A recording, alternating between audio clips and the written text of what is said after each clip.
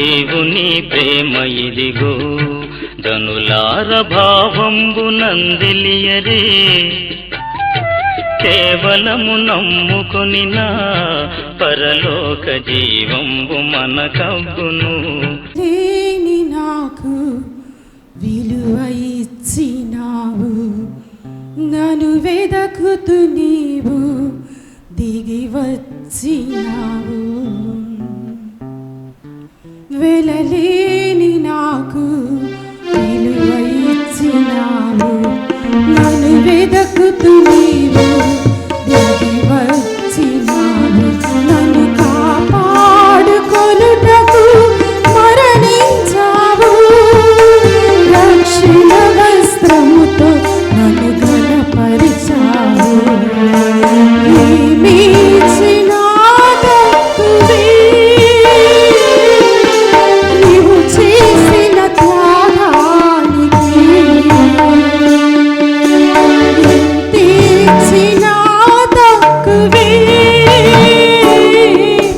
నాకిచ్చిన భాగ్యానికి. వెలలేని నాకు విలువ ఇచ్చినావు, నన్ను వెదకుతూ నీవు దిగి వచ్చినావు.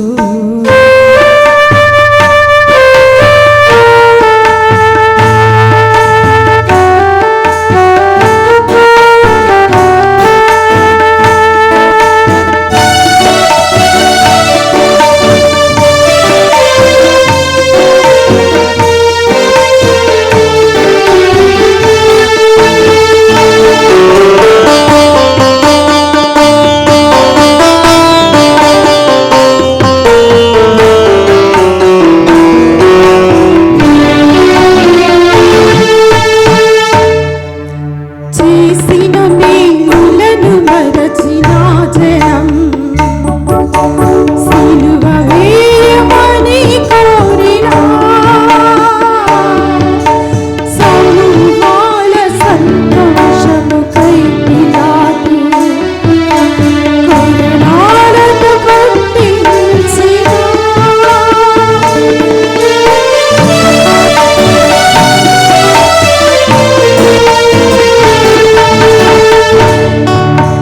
చేసిన మేలులను మరచిన జనం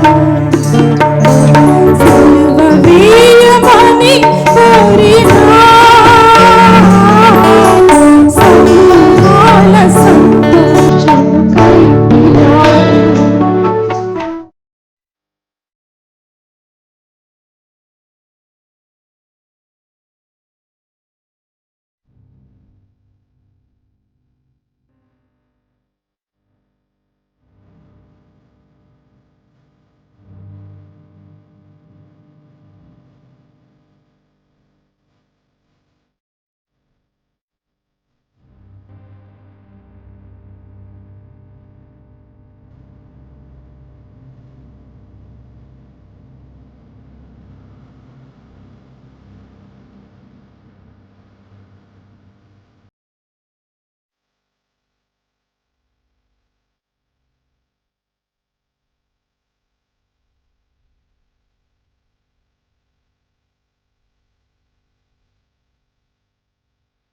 శుభ శుక్రవారము ఆరాధన నిమిత్తమై ఏర్పాటు చేయబడిన లేఖన భాగం యెషయా గ్రంథము 53వ అధ్యాయము 1వ వచనం నుంచి 10వ వచనాలు చదువుకుందాం.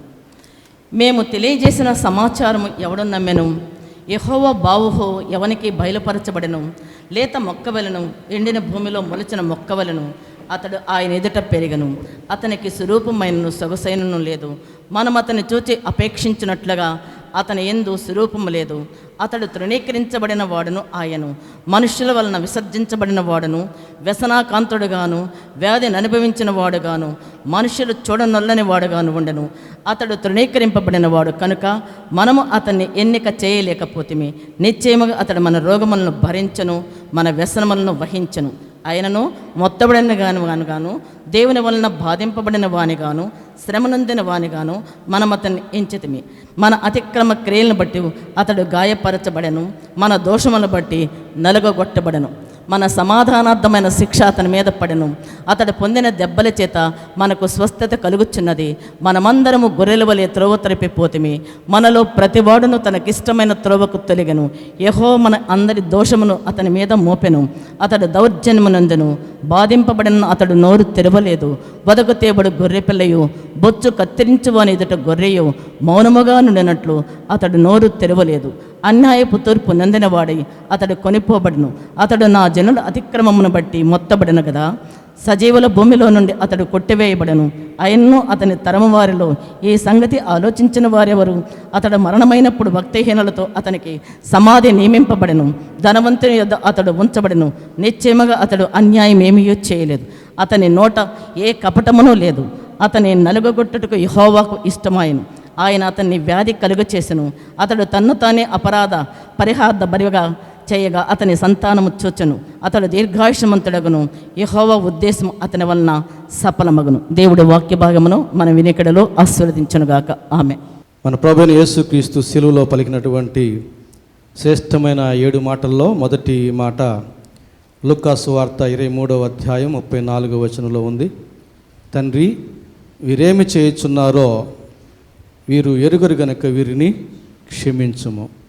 ఈ మాటను మన ముందుకు తీసుకొస్తున్నవారు డి విశ్వేశ్వరరావు గారు. వీరు టీచర్గా పనిచేస్తూ బీబీ నగర్లో పోలీస్ వారి మధ్య చాలా కాలం పనిచేసినటువంటి వారు. అలాగే నెల్లూరు జిల్లా ఎంప్లాయీస్ అసోసియేషన్లో వారు స్థాపించి వీరు, తర్వాత మాణిక్యరావు అని మన నెల్లూరు ఎస్పీ దగ్గర విజిలెన్స్లో సిఐగా ఉంటారు. వీరిద్దరు కలిసి స్థాపించి ఎన్నో ప్రోగ్రాంలు పెట్టారు. ఆ ప్రోగ్రాంలన్నీ కూడా వాడుకున్నారు. మరి చక్కటి వర్తమానికులు కనుక ఈ సమయంలో వారు వాక్యం చెప్పడానికి ప్రభు ప్రేమలో ఆహ్వానిస్తున్నాను. ప్రభునందు ప్రియులారా, క్రీస్తు నామములో మీకు వందనాలు తెలియజేస్తున్నాను. ఈ యొక్క గుడ్ ఫ్రైడే సందర్భంగా యేసు ప్రభు శిలువ మీద పలికినటువంటి 7 మాటలు మనం ధ్యానించబోతున్నాం. అందులో మొదటి మాటను ధ్యానించబోతుండగా మరి ముందుగా చిన్న ప్రార్థనతో ప్రారంభించుకుందాం.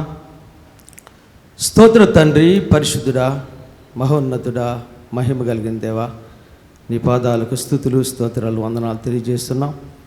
కృప కలిగిన దేవుడవు, కనికరము కలిగిన దేవుడు నాయన, నీ సన్నిధిలో నిలబడిన తండ్రి, నీ సిలువలో పలికినటువంటి 7 మాటల్ని నీ బిడ్డలు ధ్యానించబోతుండగా ప్రభా, ప్రతి బిడ్డను నాయన మీ పరిశుద్ధాత్మ చేత నింపండి. ప్రతి బిడ్డ నా తండ్రి సిలువ చాటును మరుగుపరిచి మీరు మహిమ పొందమని ప్రార్థిస్తున్నాం. ప్రభా, వచ్చిన ప్రతి బిడ్డకు నా తండ్రి నాయన మీ సన్నిధితో నింపి ప్రభా నాయన సంతోషమును సమాధానం అనుగ్రహించి మీ సిలువ ధ్యానాన్ని నా తండ్రి ధ్యానించుటకు మీ కృపద ఇచ్చేయమని యేసు నామములో ప్రార్థించి వేడుకుంటున్నాం తండ్రి, ఆమేన్. మరి పరిశుద్ధ గ్రంథములో నుండి లూకా సువార్త 23వ అధ్యాయం 34వ వచనాన్ని మనం చదువుకుంటే, యేసు తండ్రి, వీరేమి చేయుచున్నారో వీరెరుగురు కనుక వీరిని క్షమించమని చెప్పెను. వారు ఆయన వస్త్రములు పంచుకొనుటకై చీట్లు వేసిరి. దేవునికి స్తోత్రం. పిల్లరా, మరి ఇది ఈ మాట మొదటి మాట ఏ సందర్భంలో పలికాడు అంటే, యేసు ప్రభువుని గెత్సేమనే తోటలో బంధించి మరి ఆ రాత్రంతా కూడా ఆయన్ని అనేక మంది దగ్గరకు తీర్పులకు తిప్పి మరుసటి దినం 6 గంటలకు ఆయనకి సిలువ శిక్షను విధించారు.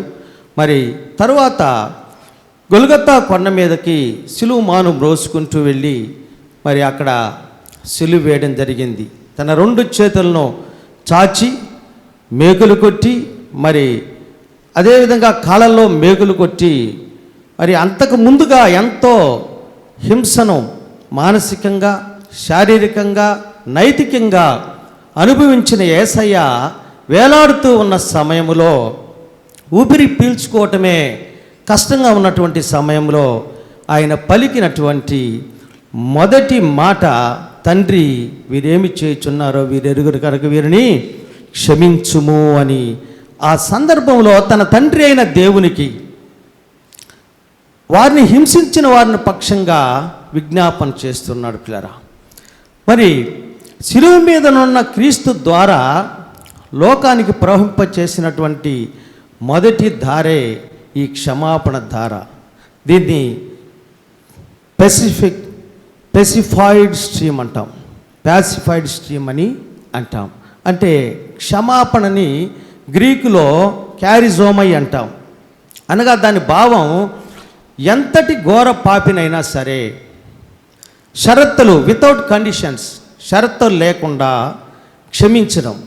కాబట్టి మరి ఇది ప్రవచనానుసారం, యెషయా గ్రంథం 53:12లో ప్రవచనానుసారంగా జరిగిందన్నమాట.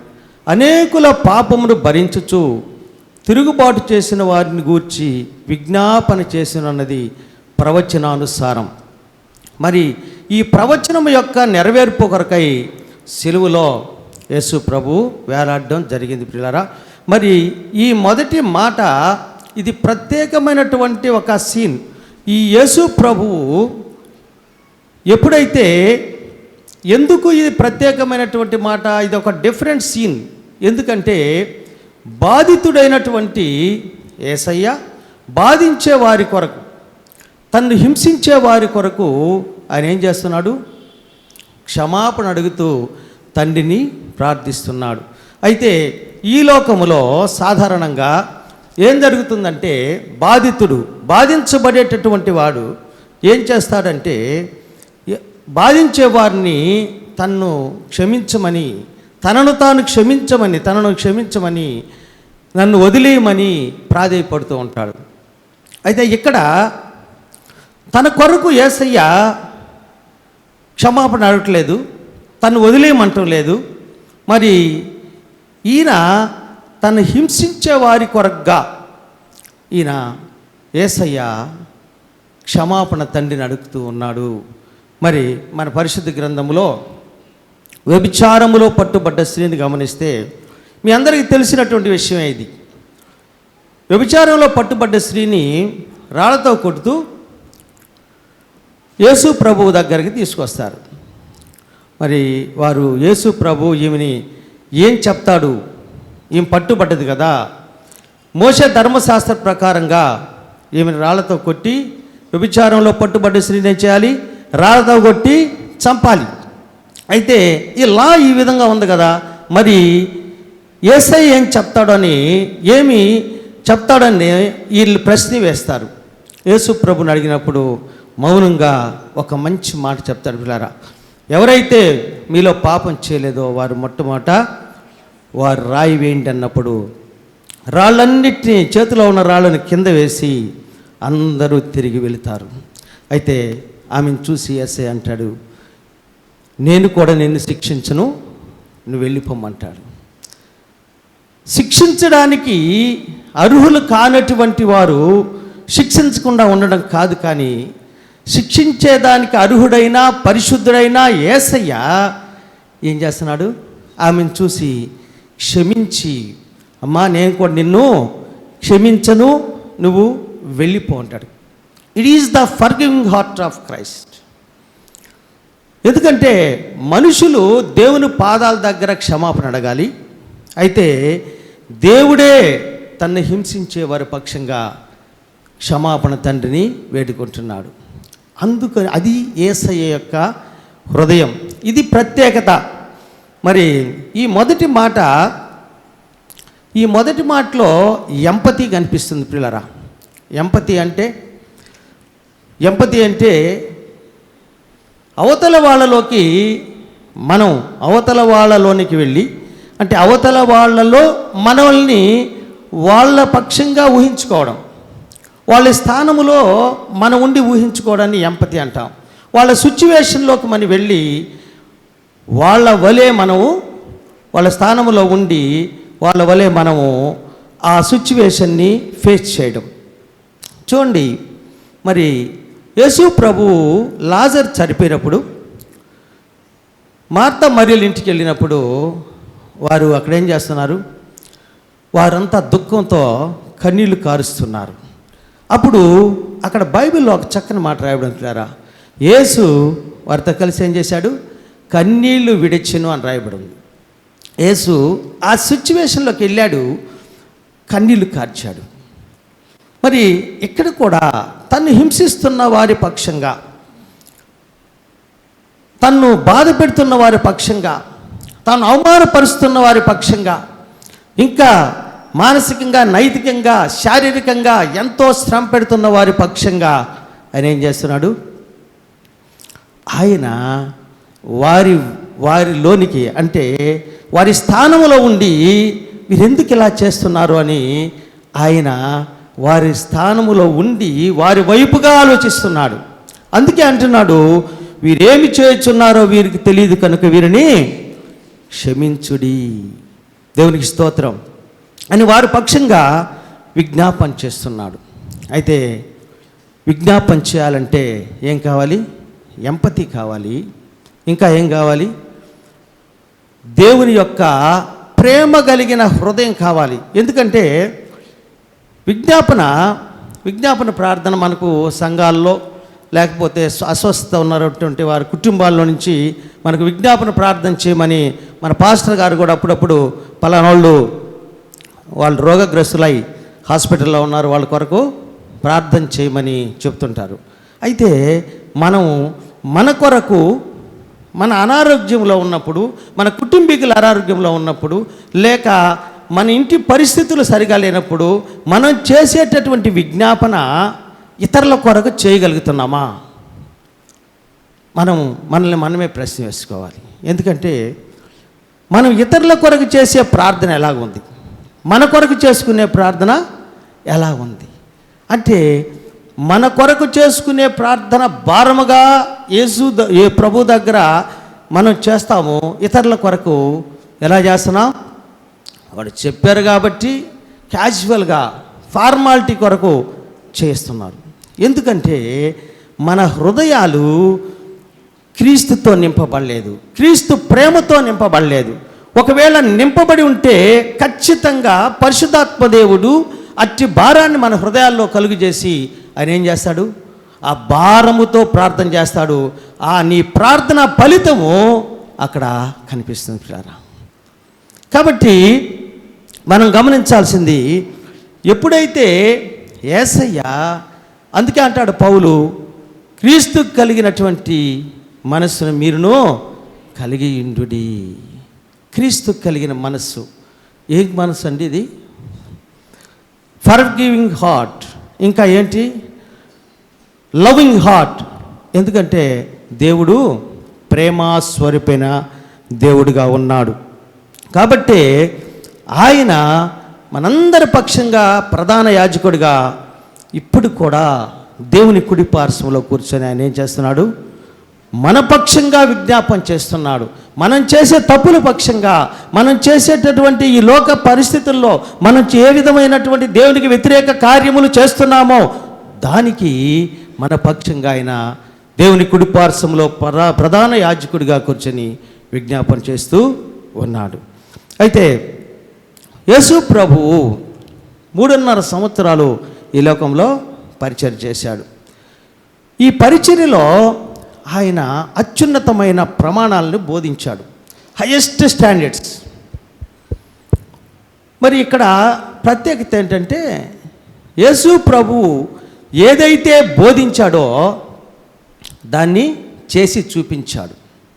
చాలామంది బోధకులు, చాలామంది టీచర్స్ ఏం చేస్తారంటే బోధించిన దాన్ని అనుసరించలేరు. అయితే యేసయ్య ఏదైతే తన పరిచర్యలో ఏదైతే బోధించాడో దాన్ని అనుసరించడం జరిగింది. లోకా సువార్త 6వ అధ్యాయం 27, 28 వచనాలను గమనిస్తే, మీ శత్రువుల్ని ప్రేమించుడి, మిమ్మును ద్వేషించు వారి కొరకు మేలు చేయడి, శపించు వారిని దీవించుడి, మిమ్మల్ని బాధించు వారి కొరకు ప్రార్థన చేయుడి. దేవునికి స్తోత్రం పిల్లారా. మరి శత్రువుల్ని తన పరిచర్య కాలంలో, తన పరిచర్య చేసే సమయంలో శత్రువుని ప్రేమించాడు. అదేవిధంగా తను ద్వేషించినటువంటి వారికి మేలు చేశాడు, శపించిన వారిని దీవించాడు. ఆయన సిలువలో హింసిస్తున్న వారిని, బాధ పెడుతున్న వారి కొరకు ఏం చేస్తున్నాడు? ప్రార్థన చేశాడు. ఆయన ఏదైతే బోధించాడో దాన్నే అనుసరించాడు. అదండి దేవుని యొక్క ప్రత్యేకత. దేవుని బిడ్డలుగా చాలాసార్లు నేను మన సంఘంలో కూడా బ్యానర్ పాస్టర్ గారు చెప్తుంటే వింటుంటా. వినుట అంటే ఏం చెప్తాడు? వినుట అంటే చేయుట, బోధించడం అంటే అనుసరించడం. మరి విని మాత్రం ఆరండి, దాన్ని అనుసరించకపోతే దానివల్ల ఎలాంటి ప్రయోజనము లేదు. అయితే కొంతమంది బోధించారు.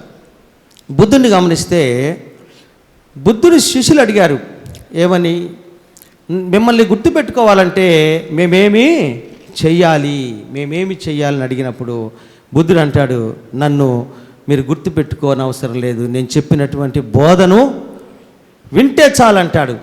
కానీ యేసయ్య అలా అనలేదండి. యేసయ్య సిలువు నెక్కక మునుపు ప్రభురాత్రి భోజన సమయంలో శిష్యులతో ఏమన్నాడు తెలుసా? నన్ను మీరు జ్ఞాపకం చేసుకోండి. నన్ను జ్ఞాపకం చేసుకుంటే నా బోధన జ్ఞాపకం చేసుకుంటారు. నన్ను అనుసరిస్తే నా బోధన అనుసరిస్తారు. నన్ను పోలి మీరు నడుచుకోండి అన్నాడు. నన్ను పోలి నడుచుకోండి. అదే స్టేట్మెంట్ పౌలు కూడా చెప్పాడండి. పౌలు భక్తులు కూడా నన్ను పోలి, నేను క్రీస్తుని పోలి నడుచుకున్నట్టుగా నన్ను పోలి మీరు నడుచుకోండి అని చెప్పాడు. దేవునికి స్తోత్రం. మరి యేసు ప్రభు సిలువలో మనకు నేర్పినటువంటి పాఠాలు చూద్దాం. మొదటిది, ఆయన ఆయన 3.5 సంవత్సరాల పరిచర్యలో ఆయన ఏం చేశాడో మీ అందరికీ తెలుసు. ఏం చేశాడండి? అనేక మంది రోగులను స్వస్థపరిచాడు, మరణించిన వారిని లేపాడు, దెయ్యాల్ని వెళ్ళగొట్టాడు. ఉదయం అంతా దేవుని వాక్యాన్ని బోధించేవాడు, రాత్రంతా కొండ మీదకి వెళ్ళి ప్రార్థించేవాడు. అది ఆయన యొక్క దినచర్య. అయితే సిలువలో యేసు ప్రభును సిలువ వేసినప్పుడు తన రెండు చేతుల్లో మేకులు, కాళ్ళలో మేకులు కొట్టి సిలువ మీద వేలాడుతున్నటువంటి సమయంలో ఊపిరి పీల్చుకోవటం, సిలువ వేసినప్పుడు ఊపిరి, శ్వాస నిశ్వాసలు చాలా కష్టం అవుతాయి. మాట్లాడడం కూడా ఇంకా మరీ కష్టం.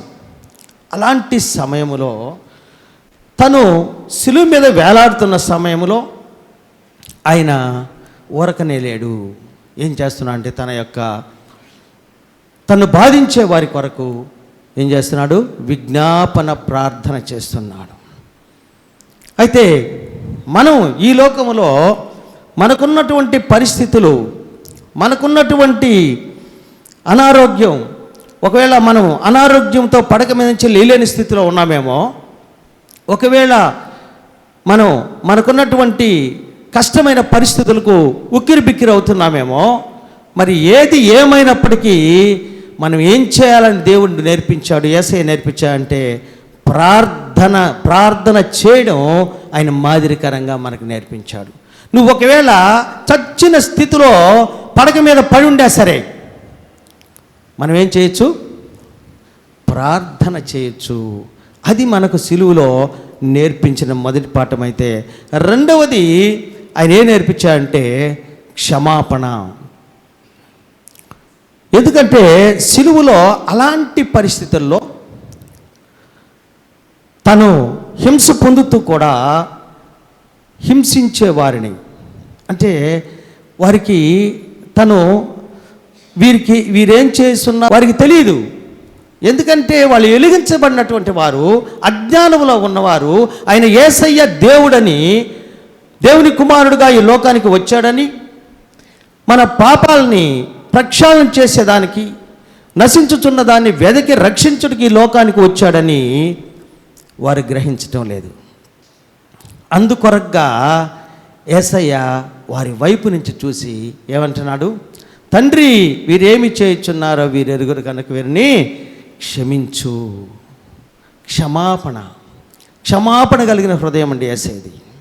మరి మనుషుల్లో కూడా క్షమాపణ కలిగినటువంటి హృదయం కలవారు ఉన్నారు. మనందరికీ తెలిసిందే, ఒరిస్సా రాష్ట్రంలో గ్రహం స్టెయిన్స్ మిషనరీగా వచ్చినప్పుడు తన ఇద్దరు బిడ్డలు ఫిలిప్పు, తిమోతి చదువుకుంటూ మిషనరీగా సెలవుల్లో వచ్చి వాళ్ళ తండ్రితో జాయిన్ అయ్యి వారు దేవుని పరిచర్లో ఉన్నప్పుడు తారాసింగ్ అనేటటువంటి ఒక వ్యక్తి వారిని కొట్టి హింసించి వారి యొక్క జీపులోనే వేసి పెట్రోల్ పోసి తగలబెట్టేశాడు. ఇది మీ అందరికీ తెలుసు. మరి తగలబెట్టిన తర్వాత సజీవ దహనం కాబడ్డారు ఆ ముగ్గురు. మరి కొంతకాలం సమయం తర్వాత తారాసింగ్ని మరి వారి యొక్క అనుచరుల్ని పట్టుకున్నప్పుడు తన భార్య గ్లాడిస్ స్టెయిన్స్ ఆమెను అడిగారు, వీరిని ఏం చేయాలి? తారాసింగ్ మరి వారి వర్గీయుల్ని పట్టుకున్నాం, వారిని పక్షంగా మీ స్టేట్మెంట్ ఏంటి అన్నప్పుడు అప్పుడు ఆమె ఏం చెప్పిందని తెలుసా? వారిని మనసారా నేను ఎవరితో నింపబడి ఉంది? ప్రభువుతో నింపబడి ఉంది. ఎందుకంటే ప్రభువు ప్రేమ ఆమె హృదయంలో ఉంది కనుక ఆ విధంగా చెప్పగలిగింది. అదే పరిశుద్ధ గ్రంథంలో నుంచి మరొకరిని గమనిస్తే స్టెఫన్, మీ అందరికీ తెలుసు. అపోస్తుల కార్యాలు 7వ అధ్యాయం 59 నుంచి 59-60 ఈ 2 వచనాల్లో స్టెఫన్ గురించి రాయబడి ఉంది. స్టెఫన్ని రాళ్లతో కొట్టి చంపుతున్నప్పుడు ఆయన మొదటిగా తన గురించి ప్రార్థన చేశాడు. ఏమని? నా ఆత్మను చేర్చుకుని ప్రభువా అని. రెండవది, తను హింసిస్తున్న తన చంపుతున్న వారి పక్షంగా ప్రార్థన చేశాడు. పిల్లరా, ఈ పాపము వారి మీద మోపకుండా ఏం చేయమన్నాడు? వారిని క్షమించు ప్రభువా అని ప్రార్థన చేశాడు. మరి మనం ఇంకా గమనించినట్లయితే తప్పిపోయిన కుమారుడు ఏం చేశాడు? వారి తండ్రితో గొడవపడి చిన్న కుమారుడు ఆస్తి కావాలని ఆస్తి తీసుకుని వెళ్ళి తన దుర్వ్యాపారాలకి దుర్వ్యసనాలకి ఖర్చు చేసి బ్రతకలేని పరిస్థితుల్లో, ఆహారం లేని పరిస్థితుల్లో ఆయన ఏం చేశాడు? పందుల పొట్టును కూడా తినటికి వెళితే అది కూడా చివరికి దొరకలేదు. అలాంటి సమయంలో తను జ్ఞాపకం చేసుకున్నాడు, తండ్రిని జ్ఞాపకం చేసుకున్నాడు. ఏమని? నా తండ్రి ఇంటిలో అనేక మంది పనివారు ఉండారు, నేను ఒక కుమారుడిగా కాదు ఒక పనివానిగా నా తండ్రి దగ్గరికి వెళ్తానన్నప్పుడు మరి తిరిగి తన తండ్రి దగ్గరికి వచ్చినప్పుడు దూరంలో చూచినటువంటి తండ్రి కుమారుని దగ్గరకు పరిగెత్తుకుంటూ వచ్చి మెడ మీద ముద్దు పెట్టుకొని ఆయన తీసుకెళ్ళి ప్రశస్త వస్త్రాల్ని కప్పి చేతికి ఉంగరం తొడిగి చెప్పులు తొడిగి ఒక కుమారుడిగా స్వీకరించాడు. తండ్రి ఎవరికి సాదృశ్యమో తెలుసా? యేసయ్యకి సాదృశ్యం. తప్పిపోయిన కుమారుడు మనకు సాదృశ్యం. కాబట్టి యేసయ్య హృదయం ప్రేమ కలిగిన హృదయం అండి, క్షమాపణ కలిగిన హృదయం. అందుకే ఆయన ఏం చేస్తున్నాడు? ఆయన హింసిస్తున్నటువంటి వారిని క్షమించమని తండ్రికి ప్రార్థన చేస్తున్నాడు. మరి బైబిల్ ఏం చెప్తుందంటే క్షమాపణకి చాలా ఇంపార్టెన్స్ ఉంది. ఒక క్రైస్తవులుగా మనకు సూచిక ఏందో తెలుసా? ఎవరైతే క్రైస్తవుని చెప్పుకుంటూ దేవుని హృదయంలో దేవుని ప్రేమ మన హృదయాల్లో లేదో, మనం ఇతరులని క్షమించలేమో, మనం ఎవరు కాదు, క్రైస్తవులమి కానే కాదు. మనకు దేవుడు చూపించాడండి, మాదిరి చూపించాడు. కాబట్టి యేసయ్య మనకు మాదిరి చూపించాడు. క్రైస్తవులుగా ఉంటున్న మనము ప్రేమను కలిగి ఉండాలి, ఇతరుల పట్ల క్షమాపణ కలిగి ఉండాలి. అందుకే పౌలు ఎఫెసీయులకు రాసిన పత్రిక 4వ అధ్యాయం 32వ వచనములో క్రీస్తునందు దేవుడు మిమ్మును క్షమించిన ప్రకారము మీరును ఒకరినొకరు క్షమించుడి. క్రీస్తునందు దేవుడు మిమ్మల్ని క్షమించిన ప్రకారము మీరు కూడా ఒకరినొకరు క్షమించుడి. అదేవిధంగా లూకా సువార్త 6వ అధ్యాయం 38వ వచనాన్ని గమనిస్తే, క్షమించుడి అప్పుడు మీరును క్షమించబడుదురు. క్షమించకపోతే మనం దేవుని దగ్గర క్షమించబడం, ఇది కన్ఫామ్ అండి. మరి క్షమించడం అంటే ఎలాగా? నోటితో క్షమించేది కాదు. నోటితో రాజేంద్ర ప్రసాద్ సార్ నాకు ఏదైనా తప్పు చేసి ఉంటే నా పట్ల నేను సారీ అని చెప్పడం కాదు. నీ హృదయములో సంపూర్ణంగా తన మీద ఉన్నటువంటి ఆ కోపము, పగ, ద్వేషము డిలీట్ చేయగలిగితేనే అప్పుడు క్షమించినట్టు. అంతేగాని మనం నోటితో సారీ చెప్తే క్షమాపణ కాదండి. సంపూర్ణంగా హృదయములోనే వారు మన పట్ల చేసినటువంటి తప్పిదాన్ని మనం కంప్లీట్గా తీసివేయాలి. అందుకే మత్తయి సువార్త 18వ అధ్యాయం 35వ వచనం అంటాడు, మీలో ప్రతి వాడును తన సహోదరుని హృదయపూర్వకంగా క్షమింపని ఎడల నా పరలోకపు తండ్రియు ఆ ప్రకారమే మీ ఎడల చేయను. ఇచ్చేశాడండి దేవుడు ఒక స్టేట్మెంట్, ఒక లా పాస్ చేశాడు. ఇదైనా మనం ఆలోచన చేసుకోవాలి. ఇదైనా మన మీద ఎవరికైనా కోపం ఉందా? మనకు ఇతరుల మీద కోపం ఉందా? మరి కోపం అంటే ఏం చేయాలి? ఈ వర్తమానం విన్నటువంటి ప్రతి ఒక్కరు ఏం చేయాలి? ఆ కోపాన్ని ఇక్కడే డిలీట్ చేసి వారి పక్షంగా మనం క్షమించాలని ప్రభు ప్రేమలో కోరుకుంటున్నాను. దేవునికి స్తోత్రం. అయితే ఈ యేసు ప్రభు పలికినటువంటి మొదటి మాట ఆయన ఏం చేశాడు? బోధించాడు, ఆచరించాడు. ఆయన బిడ్డలంగా మనము కూడా ఏం చేయాలి? ఆయన నేర్పినటువంటి ప్రేమ, దేవుని ప్రేమతో ఇతరుల కొరకు విజ్ఞాపన చేయాలి. ఇతరులను క్షమించడం నేర్చుకోవాలి. పరిశుద్ధాత్మ దేవుడు అట్టి కృప మనందరికీ అనుగ్రహించునుగాక. ఆమెన్. చక్కటి వర్తమానం అందించినటువంటి మరి విశ్వేశ్వరరావు గారిని దేవుడు వారి కుటుంబాన్ని, వారి పరిచయను దీవించాలని కోరుకుంటూ వారికి వందనాలు తెలియజేస్తున్నాను.